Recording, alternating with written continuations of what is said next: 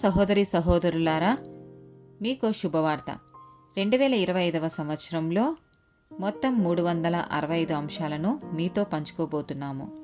జనవరి 1వ తేదీ నుండి ప్రతిరోజు ఒక అంశము మరియు దానికి సంబంధించిన వాక్యమును పంచుకుంటాము.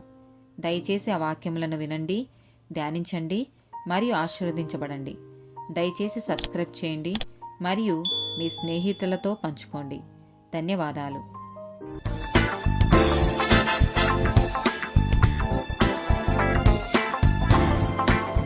241st డే టాపిక్ అవకాశం.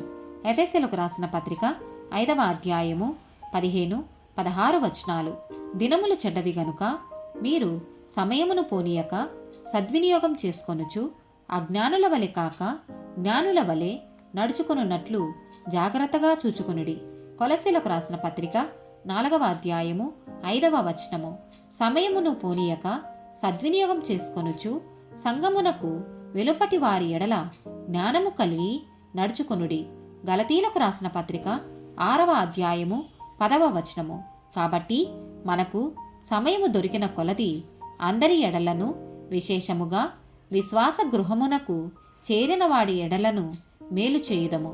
ప్రసంగి గ్రంథము 3వ అధ్యాయము 1వ వచనము. ప్రతిదానికి సమయము కలదు, ఆకాశము క్రింద ప్రతి ప్రయత్నమునకు సమయము కలదు. యోహాను సువార్త 9వ అధ్యాయము 4వ వచనము. పగలున్నంత వరకు నన్ను పంపిన వాని క్రియలు మనము చేయుచుండవలెను. రాత్రి వచ్చుచున్నది, అప్పుడెవడును పని చేయలేడు. ఫిలిప్పీలకు రాసిన పత్రిక 1వ అధ్యాయము 12వ వచనము. సహోదరులారా, నాకు సంభవించినవి సువార్త మరి ఎక్కువగా ప్రబలమగుటకే సమకూడెనని మీరు తెలుసుకొనగోరుచున్నారు.